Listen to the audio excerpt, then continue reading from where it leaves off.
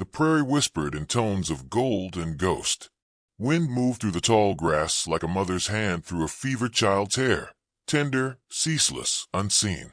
Morning light spread slow over the thorn ranch, turning the dry land into honey. Dust lifted like prayer. Somewhere in the distance, a hawk cried once, then was silent. Caleb Thorne stood still beside the fence he'd mended last fall, thumb hooked into his belt. His boots were heavy with the memory of rain, though it hadn't fallen in 3 weeks. His eyes, storm-gray and quiet, watched the land like a man waiting for a sign he knew might never come. He carried the weight of 100 quiet mornings like this, where nothing much happened, and yet everything continued to fall apart.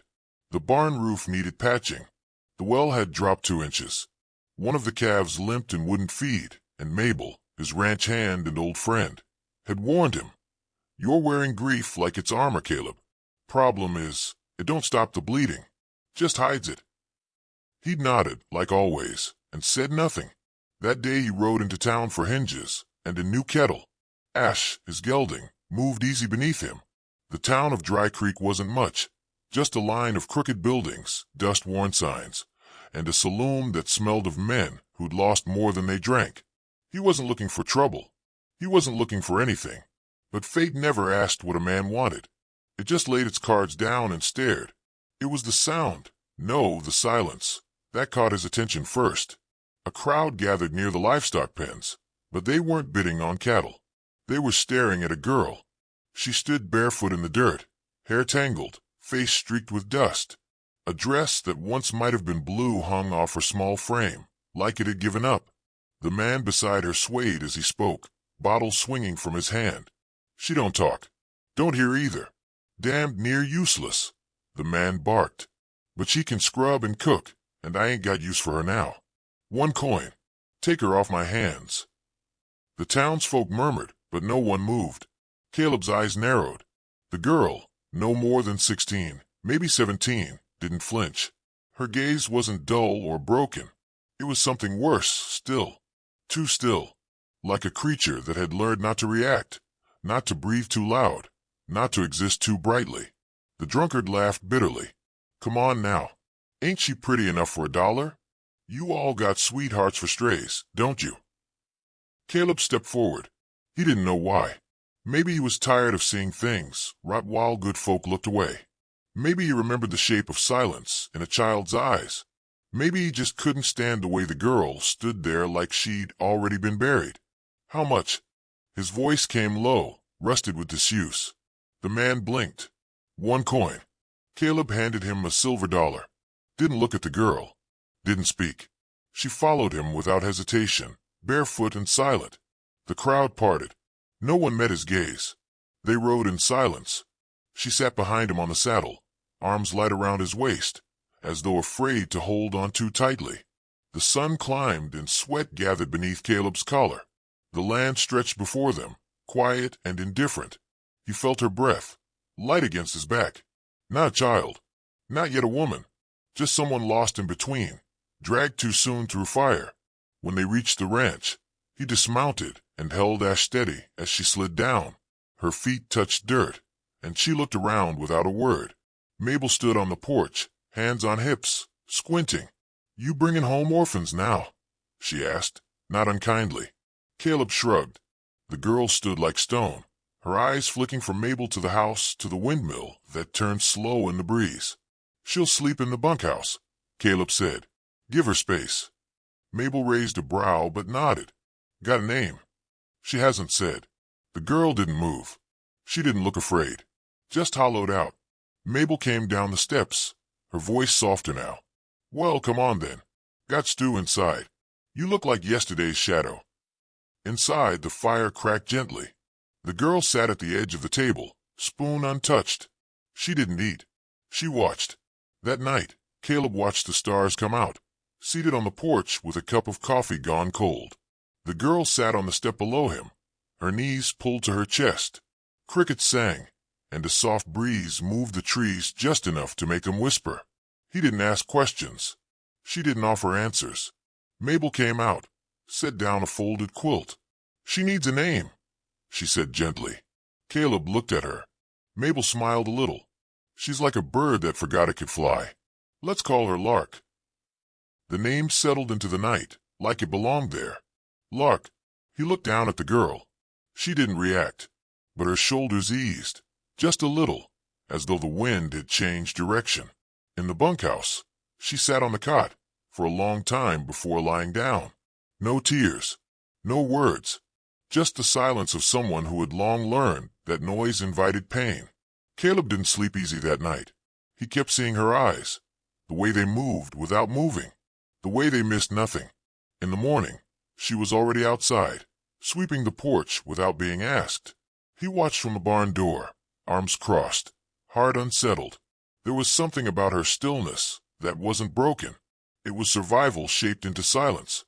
And though she hadn't spoken a word, he couldn't shake the feeling. She'd heard everything. The days unfolded gently, each one stitched to the next like pieces of a worn quilt, simple, steady, and quietly threaded with change. Lark rose with the light, barefoot in the chill, moving across the earth like she belonged to it. Her silence filled the ranch, not as a void, but as something sacred. Caleb watched her from a distance, never intruding, never pressing. She worked without complaint, without needing to be asked. The animals, skittish with most, leaned toward her. A wildcat that had never let Mabel near curled against Lark's knee one morning as she shelled peas by the coop. She didn't smile, not really, but something in her shoulders loosened. Mabel noticed it first. "That girl don't move like someone who can't hear," she said one evening, folding laundry by the fire. "She don't watch lips. Don't wait for gestures. She just knows." Caleb nodded, eyes far off. "She feels the world differently. That ain't the same as not hearing it." She didn't push further. Mabel had lived long enough to know that some truths bloom only when the soil is ready. Lark began to hum, quietly to herself, soft fragments of sound, often while brushing the horses or washing linens. The first time Caleb heard it, he paused mid-step by the barn and stood still for a long while. The melody was strange, half-formed, like something remembered from a dream. She caught him watching, but didn't stop, just turned her face slightly toward the wind, as if listening to something far away. One morning, Caleb dropped a bucket behind her. Loud, sudden. Lark turned instantly, eyes clear, unfazed. He said nothing. She blinked once, then looked away. The next day, he tried again, this time from behind, calling softly. Her back was to him, hands in the trough. She answered with a nod before he finished speaking. So he knew, or maybe he'd known longer than he wanted to admit, that her silence wasn't born of deafness, but choice, or necessity. Still, he said nothing. Instead, he made space. He spoke more, about the soil, the cows, the clouds. Simple things, measured words. He didn't expect answers. But slowly, over the weeks, Lark began to respond in small, almost imperceptible ways. A shift of her eyes, a pause in her step. Once, she left a single yellow daisy on the porch railing. No note, no gesture, just a flower, fragile and bright, catching the sun. Caleb stared at it for a long time before placing it in an old whiskey bottle, the label long worn away. The ranch began to breathe easier. Mabel baked more often. Caleb worked later. The place felt less like a waiting room for sorrow and more like a home holding its breath. But the quiet between Caleb and Lark remained. Not a wall, a window, transparent, waiting, fragile. One dusk, a thunderstorm rolled in, loud and jagged. Lark stood in the middle of the field, face turned to the sky. Wind pulled at her hair. Lightning cracked the heavens, but she did not flinch. Caleb ran to fetch her, heart pounding, but stopped short when he saw her lips moving. She was singing. No sound reached him, just the shape of song, drifting upward like a prayer to a storm that didn't listen. He didn't interrupt, just stood beside her, soaked and still. That night, she left a slate on the porch, written in soft, careful script. "You don't have to protect me from the thunder. I was born in it." The words gripped Caleb like a hand to the chest. Later Mabel, drying dishes, muttered, "She's not deaf. She's surviving." Caleb nodded. "I know." The days shortened. Frost laced the windows in the early morning. Lark began lighting the lamps before sunset, moving through the house like a keeper of quiet fire. Mabel taught her to sew patches into the old quilt. Caleb found himself listening for the hum of her steps, the hush of her presence. One evening, as he saddled Ash, he heard her whisper to the horse, "You don't have to be afraid of the dark. It doesn't mean something's coming." Ash nickered gently, and Lark pressed her face to his mane. Caleb didn't move. The sound of her voice, so soft, so steady, lingered in the air like candle smoke.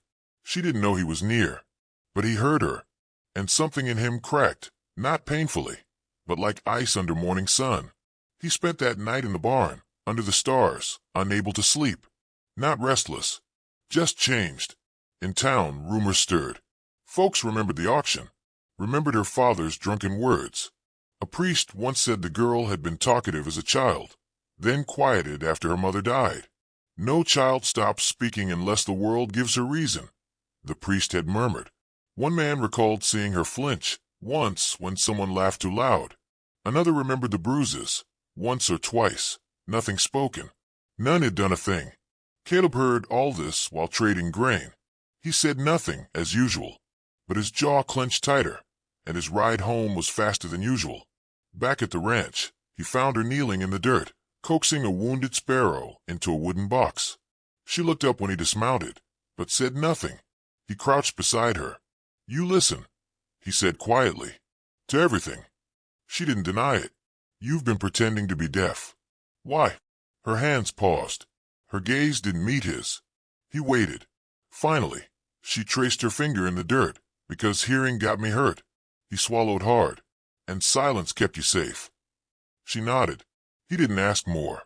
Just sat beside her until the sun dipped behind the hills and the sparrow settled into sleep. That night, Lark hummed again. This time louder. This time inside the house. Mabel smiled, knitting by the fire. Caleb closed his eyes and let the sound wash over him. Something was shifting, not loudly, not all at once, but undeniably, like river water slowly carving its way through stone. And in that quiet movement, something like hope began to grow. Not the easy kind, the earned kind. Winter arrived without apology. It swept in low and unannounced, pressing frost into the edges of the windows and muting the morning light. The land curled inward beneath its breath, brittle and bare. On the Thorn Ranch, work became slower, quieter, shoveling snow from the chicken coop, chopping wood before dusk, warming stew thick with root vegetables and thyme. The cold did not bother Caleb much. It never had. But this winter felt different.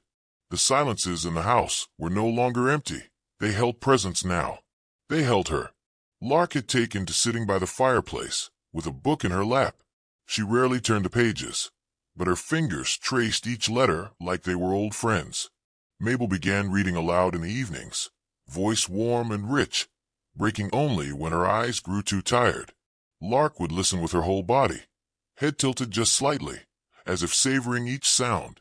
Caleb watched them both from his usual chair in the corner, boots thawing by the hearth, heart steadily unwinding from years of tight knots. He didn't know what to call this quietness he felt. It wasn't joy, not quite. Not peace either. It was something gentler, something harder to name, something earned. But peace, as the West had taught him again and again, was always temporary. Like good rain or a loyal horse, it never stayed forever. It started with a letter. Mabel brought it in from town, folded once, sealed with a crude wax stamp. Caleb opened it without ceremony, eyes scanning each line twice. "What is it?" Mabel asked, already sensing the shift in the air. He didn't answer at first. Then he folded it, tucked it back in his coat pocket. "Her father's been arrested. Something about theft and assault. He's talking now. Says he never sold her proper. Says I took her." Mabel blinked, face cooling like ashen wind. "After all that?" Caleb nodded. "Town sheriff's been told. They'll want to talk." When he looked up, Lark stood in the doorway. Her face was unreadable, eyes calm, but too still. He stood slowly. "You don't have to be afraid." She didn't flinch. She just stepped forward and held out her hand, and it was the same slate she'd used before. On it, scrawled in chalk, "He doesn't owe me any more." Caleb nodded. He never did. Still, She went silent again that night. Not the kind of silence that spoke, but the kind that shut every door from the inside. She stopped humming, stopped writing. Even her footsteps seemed to vanish. Mabel gave her space, but Caleb couldn't. Not this time. He found her outside at dawn, kneeling beside the fence she'd helped mend weeks ago. Frost rhymed the boards. Her breath came out in soft clouds. "He can't take you back," Caleb said, not quite asking. She didn't answer. "He says he didn't give permission. Says I took you. That there wasn't no trade." Lark's voice, when it came, was so soft he had to lean in to hear. "He sold me to 5 men before you. None gave me a name." The cold stung Caleb's throat. He crouched beside her, his hands rough, useless. "I didn't want to be anyone's," she said. "But you never tried to make me anything but myself." He looked at her then. Really looked. Her face was pale but fierce, lips raw with wind. She was no girl anymore. She was the kind of woman the earth grows quietly, wild, wounded, unbending. "I'll stand with you," he said. "Whatever comes." She nodded, just once, then turned back toward the house. The town summoned them 2 days later. The sheriff, a man named Bramble, had the kind of eyes that never blinked. He read the letter aloud in a dusty back room behind the jail, then looked at Lark like she was another case to file away. "He claims you never agreed," Bramble said to Caleb. "Claims she was stolen." "I paid," Caleb said simply, "in front of half the town. He says he was drunk. Then he should have kept his coin or held his tongue." Bramble looked to Lark. "You were silent then. Why pretend to be deaf?" Lark lifted her slate, hand steady. "Because no one listens to girls who speak." The sheriff stared at the words for a long time, then leaned back in his chair. "We can't let him walk," Bramble muttered. "But the law's never been kind to girls like you." Lark erased the words, wrote again, then let the truth be louder than the law. Caleb didn't speak. He didn't have to. The sheriff folded the slate, nodded once. By the end of the week, the town held a gathering. Not a trial, just an open meeting. Folks came out in boots and shawls, stamping cold from their feet, curious to see how the story would end. Lark stood alone in the center of the hall, chalk in one hand, silence in the other. Caleb watched from the back, Mabel beside him, fists clenched around her shawl. One by one, people began to speak. An old woman who'd once seen Lark sleeping behind the saloon. A young man who remembered the bruises. The priest who'd baptized her before her mother died. Piece by piece, the silence unraveled. Lark didn't speak. She didn't need to. By the end, no one doubted. Her father was taken east by train, cuffed and seething. The crowd dispersed slowly, unsure whether to cheer or pray. And in the quiet that followed, Lark stood outside the church steps, watching her breath curl upward in the frigid air. Caleb approached gently, coat draped over one arm. "You were brave," he said. She looked up at him, eyes soft. "I didn't want to be. Most brave people don't." She reached into her pocket, drew out a folded scrap of cloth. Inside it a coin, the same silver dollar he'd paid for her. She pressed it into his hand. "I wasn't yours to buy," she said, "but I want to stay." His heart caught in his throat. He didn't say yes, didn't say no. He just placed the coin in his pocket and held the door open for her. The snow began to fall as they walked home. Silent, slow, clean. The sky above them was pale and endless, like forgiveness. And in that stillness, side by side beneath the weight of winter, something unspoken bloomed. Not love, not yet, but the shape of it, waiting. Spring came slow, like a child learning to walk. It didn't rush, didn't declare itself. It whispered. In the mornings, the frost softened. In the afternoons, birds began testing their songs. The wind shifted from bitter to something almost tender, brushing the cheeks of those who had endured the long hush of winter. On the Thorn Ranch, the earth exhaled. Lark moved through this new season like it belonged to her. The thaw had reached her too. She spoke more often now, still quiet, still careful, but audible. Her voice, when it came, felt like standing near a fire that had just caught flame. Fragile, bright, earned. Caleb heard it in pieces. A word here, a murmur there. She called the mule stubborn, One morning, smiling under her breath, she asked Mabel about sourdough starters. Once, when he returned from a long day herding stray calves, she met him at the gate and said, softly, "You look tired." He didn't reply right away, not because he had nothing to say, but because no one had ever made exhaustion feel like something worth noticing. He began building her a small room of her own beside the barn, not to keep her apart, but to offer her something of her own. Not borrowed, not taken. Hers. She helped, of course. Not with words, but with hands. She held beams steady, passed him nails, marked the lines where planks would go. Sometimes they worked in silence. Other times, he spoke and she listened, and that was enough. He told her about his brother, how he died in a mining collapse 3 winters back, how grief had stripped the sound out of life for a long time. She placed her palm on his wrist and left it there, silent and warm. One night, under the stars, she sang, not loudly, just a tune she must have carried since childhood, something brittle and pure. Caleb didn't interrupt.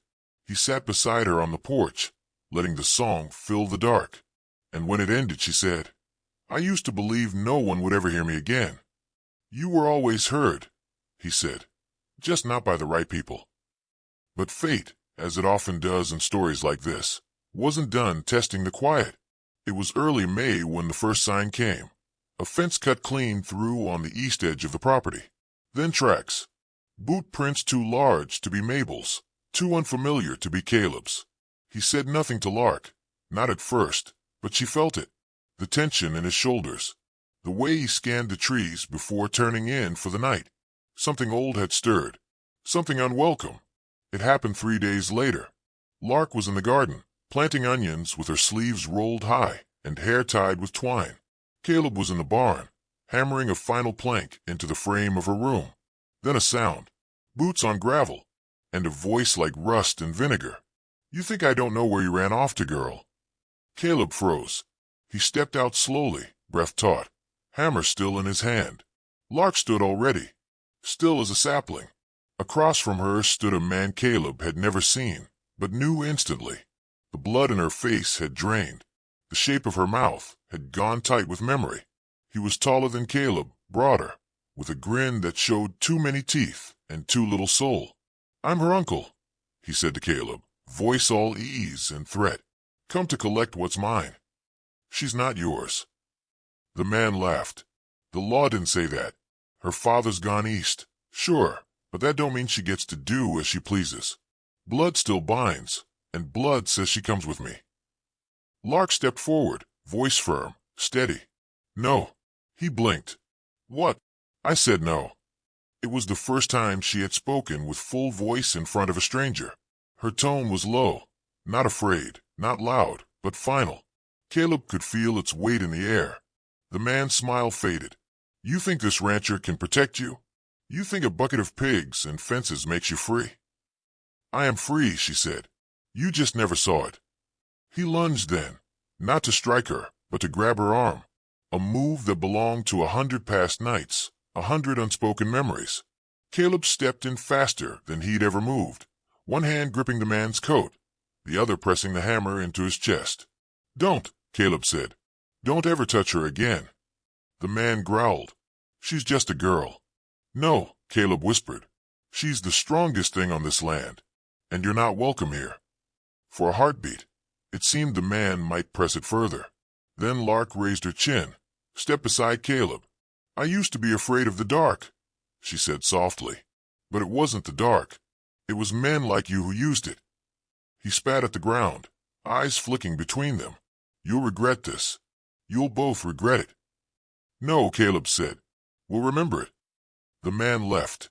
The silence he left behind was deep and wild, the kind that comes after lightning splits the sky and the world waits to exhale. Caleb turned to her, but Lark was already moving, back toward the house. Inside, she pulled out her old slate, wiped it clean, then snapped it in half and dropped it into the hearth. Mabel gasped. Caleb said nothing.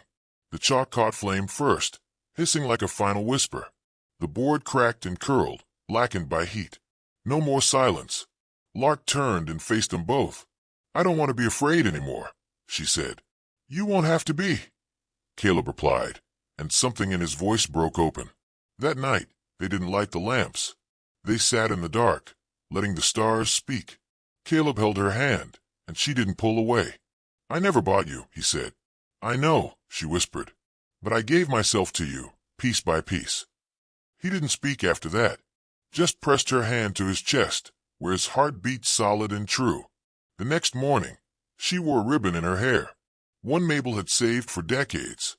They walked to town not as strangers, not as ward and guardian, but as something deeper.